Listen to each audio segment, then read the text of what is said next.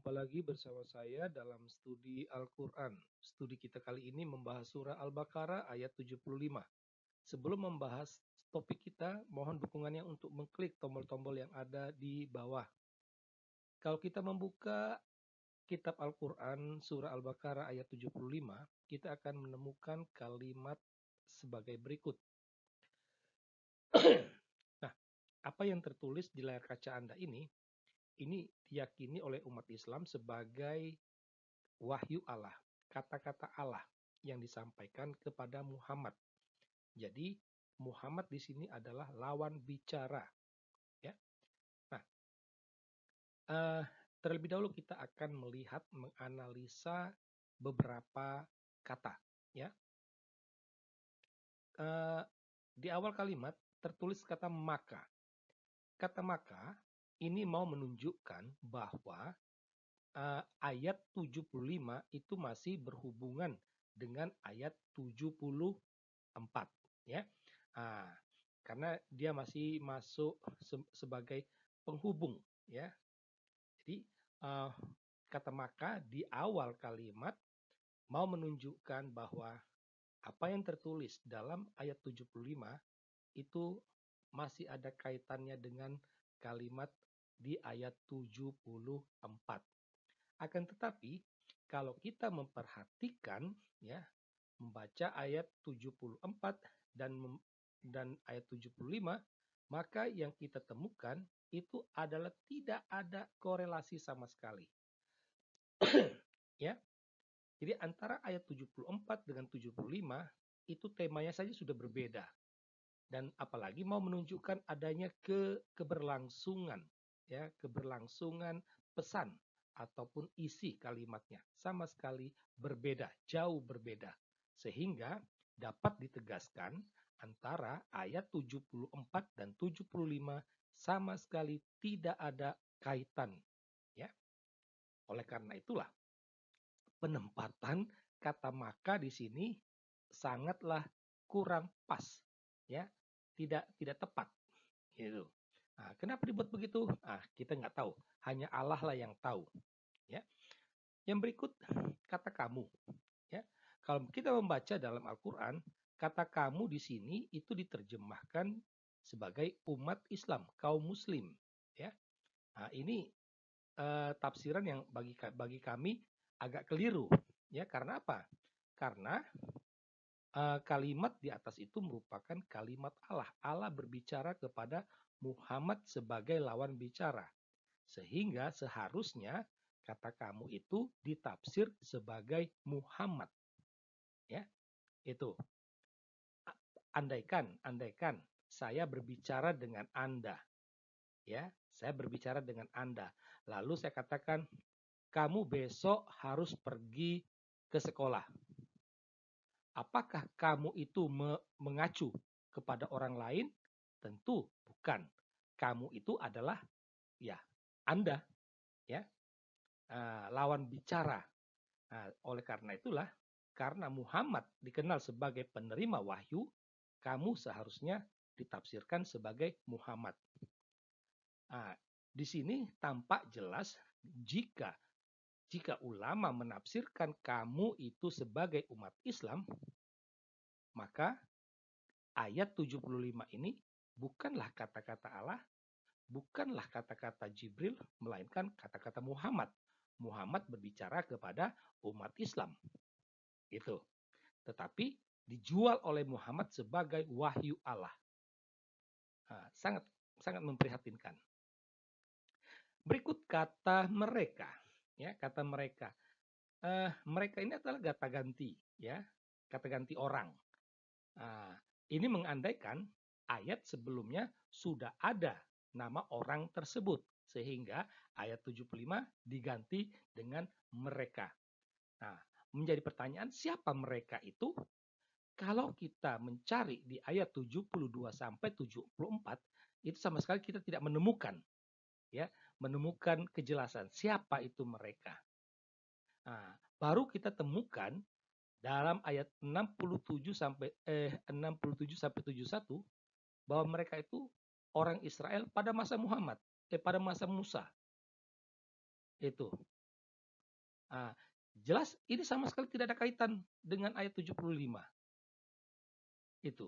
Jadi semakin kacau, semakin kacau. Tidak jelas siapa yang dimaksud dengan mereka di sini, ya. Karena ayat 67 sampai 71 memang ada disebut orang Israel, tapi orang Yahudi, tapi pada masa Musa, bukan pada masa Muhammad. Sedangkan konteks ayat 75 itu ada pada masa Muhammad, ya. Nah, oleh karena itulah ulama sekarang menerjemahkan mereka itu dengan orang Yahudi, ya. Nah, ini beberapa uh, analisa kata yang dapat kita sajikan.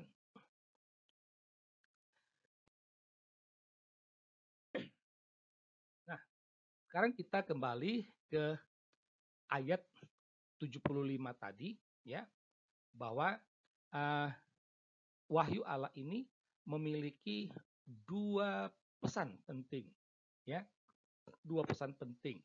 Pesan yang pertama, Allah meminta untuk meminta kepada Muhammad atau juga kepada umat Islam untuk tidak terlalu berharap agar orang Yahudi itu percaya kepada mereka. Itu.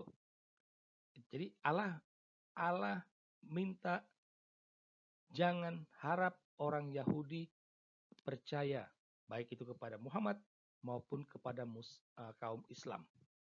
Ya, sekalipun dalam kalimat itu tidak ada hubungan sebab akibat, tetapi kita dapat menemukan alasan mengapa Allah minta supaya jangan berharap orang Yahudi percaya.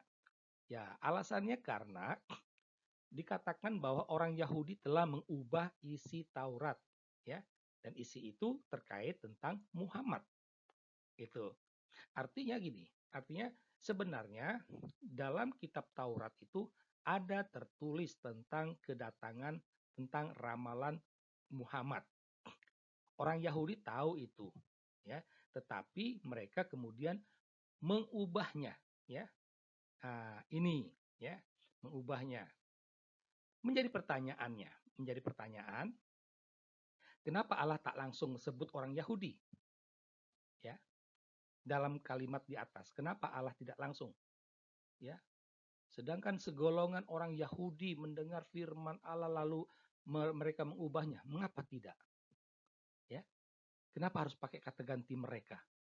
Apakah karena Allah takut, malu, atau lupa? Ya, nah, ini semakin tak jelas wahyu Allah ini.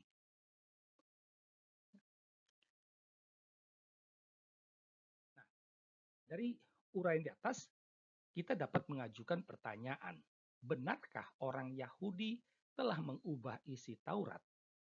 Ya, ini pertanyaan serius. Ya, dikatakan bahwa yang mengubah itu hanya segolongan, ya, segolongan dari mereka.